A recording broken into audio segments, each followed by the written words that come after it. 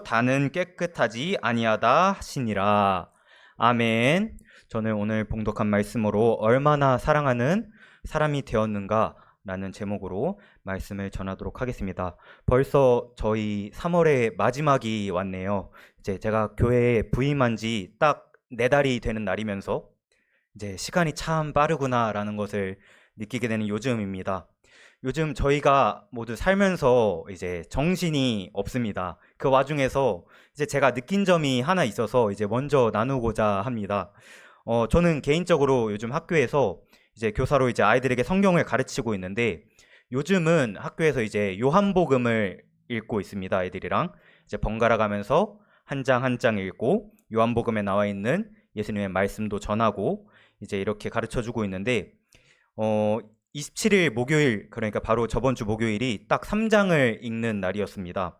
어느 때처럼 이제 아이들에게 성경을 가르쳐 주고 있는데 눈에 가장 많이 들어오는 구절이 있었습니다. 요한복음 3장 5절의 말씀입니다. 우리 한번 다 같이 읽어볼까요? 예수께서 대답하시되 진실로 진실로 내게 이르노니 사람이 물과 성령으로 나지 아니하면 하나님의 나라에 들어갈 수 없느니라. 아멘. 배경적으로는 예수님께서 니고데모의 질문에 답을 해주시는 장면입니다. 그 중에서 저는 먼저 성령으로 우리가 거듭나야 된다는 말과 그리고 하나님 나라에 들어간다는 문장이 너무 기억에 와닿았습니다. 여러분, 시작이 있으면 반드시 끝이 있다는 것을 아실 겁니다. 그 끝에는 우리의 본향인 하나님 나라가 있습니다. 우리는 이것을 머릿속으로는 압니다. 근데 살면서 마음 깊숙이는 생각하지 않는 모습을 볼 수 있습니다. 우리 3장 16절처럼 하나님이 세상을 이처럼 사랑하사 독생자를 주셨으니 이는 그를 믿는 자마다 멸망하지 않고 영생을 얻게 하려 하심이라. 아멘.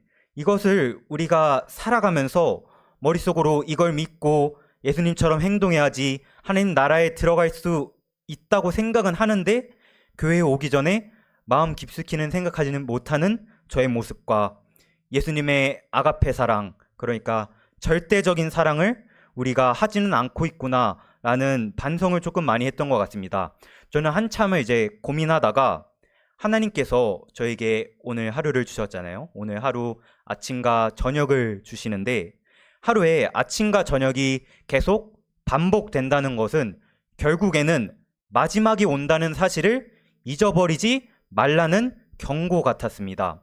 마치 우주 만물이 반복되는 것 같이 이제 불교에서 흔히 말하는 윤회사상이나 운명론이나 그런 것들을 생각하지 말고 내가 너에게 반복되는 날을 주었으나 항상 긴장하고 있어라. 언젠간 마지막 날이 너에게 올 것이다. 라는 이제 이런 말이죠. 그러면 우리는 그때를 위해서 어떻게 해야 할까요? 내 인생의 마지막 날이 오고 역사의 마지막 날이 온다고 생각하고 나는 지금 준비되었나 하는 것을 점검해 보아야 하는 겁니다. 저희 3월 한 달 동안 정말 바쁘게 살았습니다. 그러다 보면 마지막 날에 대해서 준비해야 될 것을 준비하고 사는지 모르고 잊어버리고 소홀히 살게 됩니다. 저는 특히 어떤 게 가장 많냐면 먹고 사는 일이 조금 바쁘고 하다 보면은 이제 그런 일들을 가장 많이 잊어버리는 것 같습니다. 언제 내 마지막 날이 찾아올지 모르는데 이렇게 되면 아무 준비 없이 마지막 날을 맞이하게 된다면 그건 가장 두려운 일이라고 저는 생각을 했습니다. 그러면서 하나님께서 오늘 세건교회에 속한 저희들에게 3월의 마지막 주일을 주신 것은 정말 마지막 날이 올 그때에 나는 얼만큼 준비되었나를 확인해 보라고, 얼마나 옆에 있는 사람들을 사랑했는가 결산을 해보라고 하는 은혜의 시간이라고 생각을 했습니다. 우리 옆 사람들, 좌우 옆 사람들 살펴보면서 이렇게 인사할까요? 사랑합니다 하면서 우리 하나님 지금 이 시간 우리 세관교회 성도들이 사랑하고 있습니다. 이렇게 고백하길 원합니다. 특히 오늘 말씀을 보면서 이제 공동체에 대한 생각을 가장 많이 했는데요. 이제 13장 1절 말씀에 보면 예수님께서 이제 제자들과 마지막 식사를 하시는 날입니다. 이제 제자들과 마지막 시간인 이 시간이 지나고 주님은 십자가의 길을 가시는 장면입니다. 그때 예수께서 뭐라고 말씀하셨냐면 세상에 있는 자기 사람들을 사랑하시되 끝까지 사랑하셨다고 말씀했습니다. 이 말씀의 진정한 의미는 예수님이 당연히 제자들 사랑했겠지 사랑 안 했겠어? 이러한 단순한 말씀이 아닙니다. 예수님이 사랑하는 제자들 끝까지 사랑하셨다고 하는 표현에는 이유가 있습니다. 첫째 이유는 예수님은 이제부터 되어질 일들을 훤히 다 아십니다. 제자들이 어떻게 행동할지를 훤히 다 아셨기 때문에 예수님은 마지막 순간에 끝까지 사랑하시는 것을 제자들에게 보이신 거죠. 예수님께서 제자들의 마지막 날에 끝까지 사랑하시면서 하신 일이 두 가지입니다. 첫째는 성찬을 베풀어 주신 것이고, 둘째는 이제 제자들의 발을 씻어 주신 것입니다.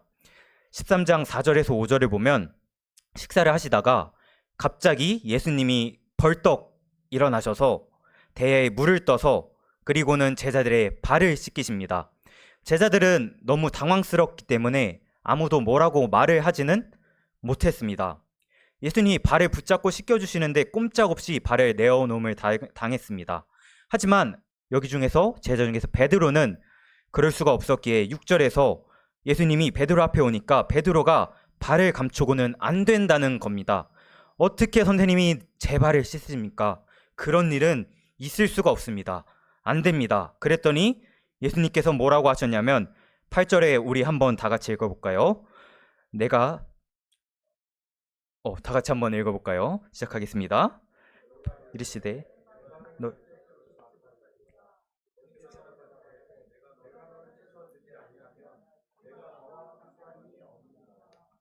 아멘. 정말 이해가 되지 않는 말씀을 하셨습니다. 예수님이 베드로의 발을 씻기지 않으시면 베드로와 예수님은 이제부터 상관이 없다. 서로 결별한다는 뜻입니다. 예수님에게 세족이 그렇게 중요한 의미를 가지고 있었을까요? 무슨 일이길래 예수님께서 베드로의 발을 씻기지 아니하면 영원토록 그들과 결별한다는 말씀이셨을까요?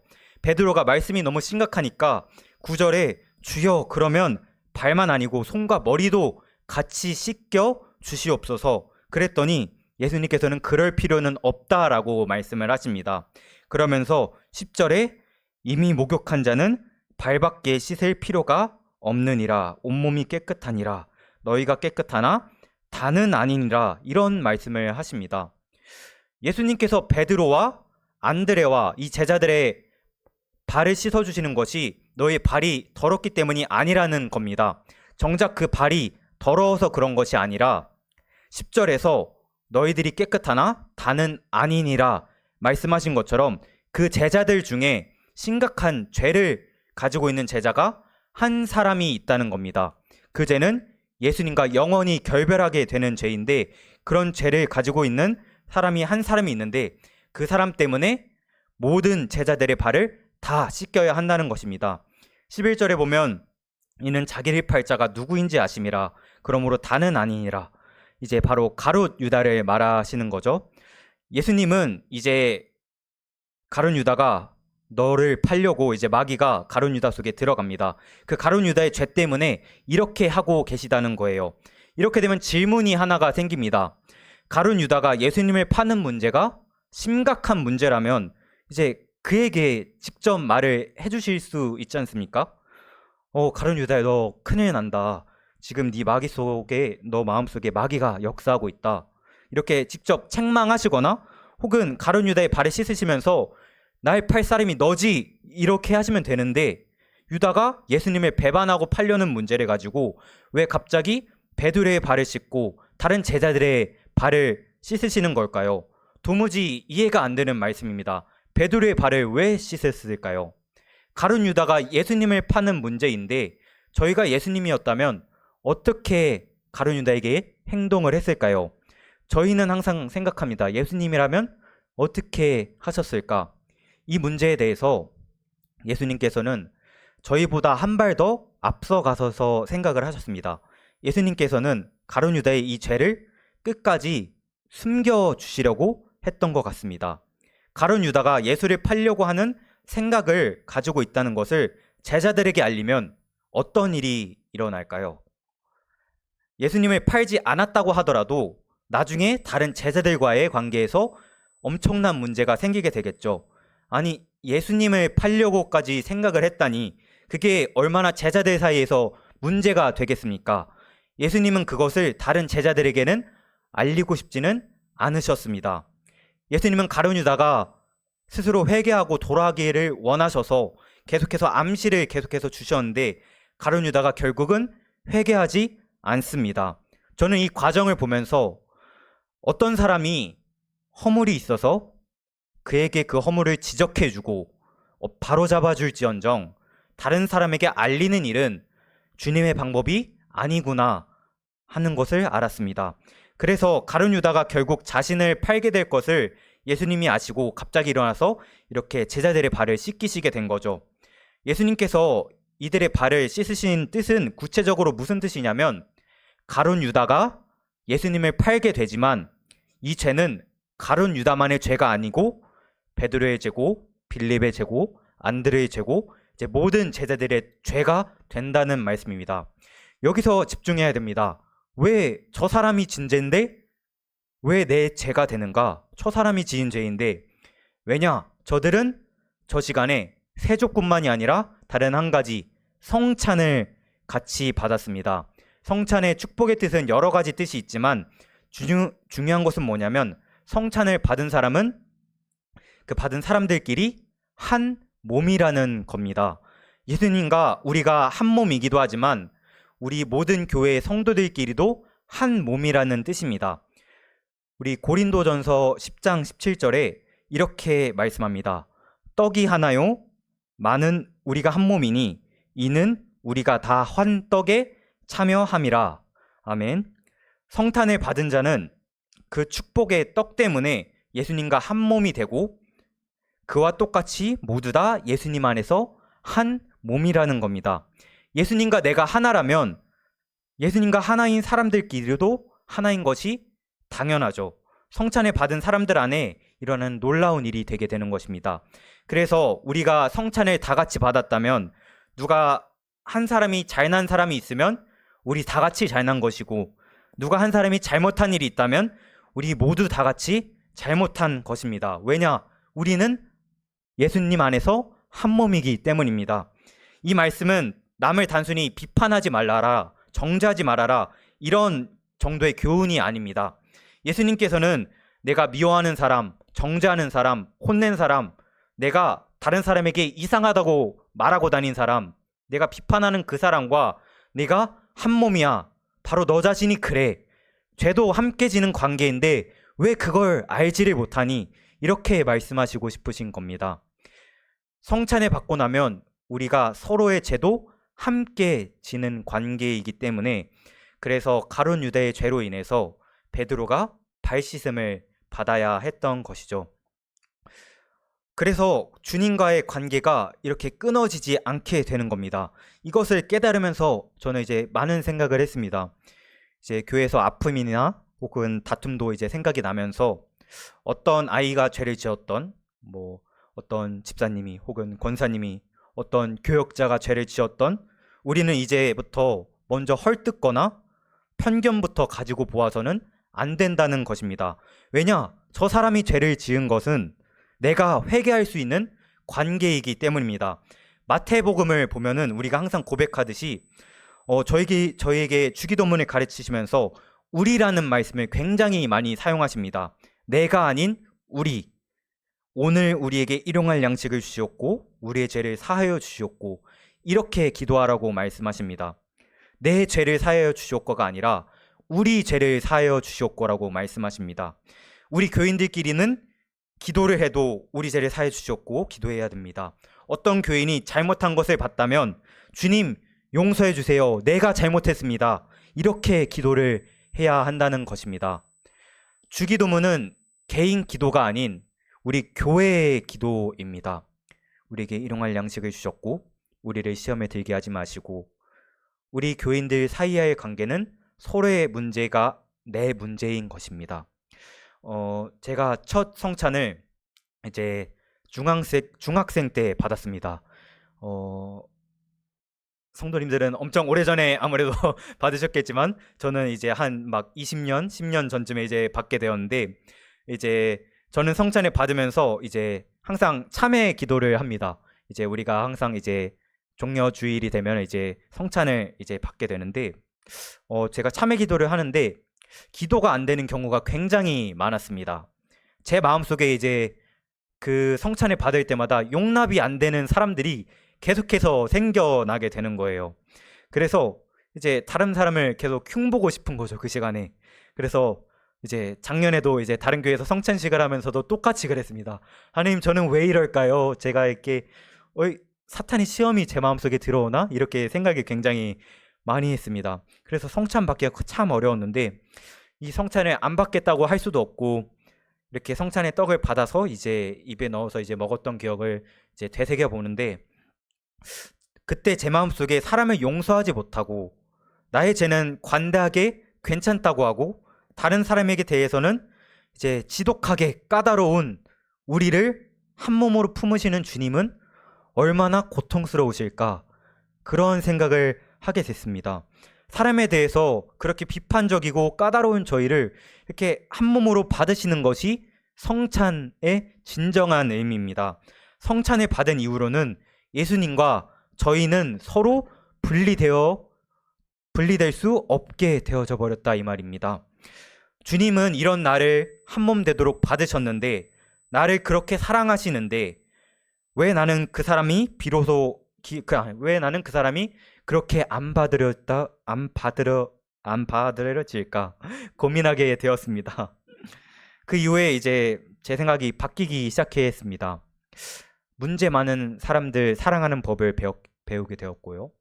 이제 성찬의 은혜 때문에 이제 깨닫게 됐습니다. 전에는 어떻게 이런 저런 몰상식한 사람이 다 있나 이렇게 정죄를 했다면, 그런데 이제는 내가 그런 걸, 이제 같은 죄를 지는 한 몸인 걸 이렇게 생각을 하게 되었습니다. 성도들 사이에는 네 죄 내 죄가 없는 관계가 된 것이 바로 진정한 교회를 향한 하나님의 계획이라는 것을 기억하시기를 소원합니다. 예수님과 교회 구성원 한 명 한 명, 이 자리에 모인 한 명 한 명은 한 몸이니 네 죄 내 죄가 없다는 것을 기억하시기를 소망합니다. 말씀을 마무리합니다. 내일이면 벌써 3월의 마지막 날입니다. 한 달 동안 내가 돈을 얼마나 벌었나? 혹은 내가 원하는 것을 얼마나 했나? 내가 얼마나 건강해졌나? 물론 점검해 볼 수 있습니다. 가장 중요한 것들이죠. 하지만 이것보다 더 중요한 것은요, 나는 얼마나 사랑하는 사람이 되었나? 얼마나 내 사랑의 온도가 따뜻할까? 내가 주변 사람들을 얼마나 많이 보살피고 있는가? 나는 그 사람들을 정죄하지 않았나? 이런 것들을 한번 되돌아보는 시간이 되었으면 좋겠다는 거죠. 이제는 진짜 예수님의 생명으로 사랑하는 사람이 되었나? 주님의 눈으로 우리 한 사람 한 사람을 바라보는 정말 예수님의 제자가 되었나? 그것을 점검하면 좋겠습니다. 옛날에 제가 좋아하는 목사님께서 이제 저에게 말씀해 주신 게 갑자기 떠오르는데요. 어떤 말씀을 해주셨냐면, 돈이나 성공이나 건강도 물론 너에게 엄청나게 중요한 거야. 하지만 그것들은 나중에 구름과 바람 잡는 것 같이 정말 아무것도 아니다. 약간 이렇게 저에게 계속 말씀해 주시는 것이 기억에 갑자기 나게 됩니다. 주님이 말씀하셨습니다. 주님이 다시 오실 때는 이제 건강을 보기보다, 이제 돈이나 성공을 보기보다는 어떤 걸 가장 많이 보신다면 사랑, 그거 하나 보신다고 하셨습니다. 사랑, 그거밖에 남는 게 없다고 말씀하셨습니다. 우리 그 예수님의 사랑을 생각하면서 찬양하고 기도하는 나날이 되기를 간절히 소망합니다. 우리 지금 이 시간 이 자리를 나가서도 이제 각자의 자리로 돌아가게 됩니다. 각자의 자리로 돌아갔을 때 정말 많은 사람들을 또 만나게 될 텐데요. 그 사람들에게 나는 예수님을 믿는 사람이니까 정말 예수님의 마음으로 저 사람을 바라보아야지, 이 마음이 마음속에서 끊임없이 우러러 나오기를 간절히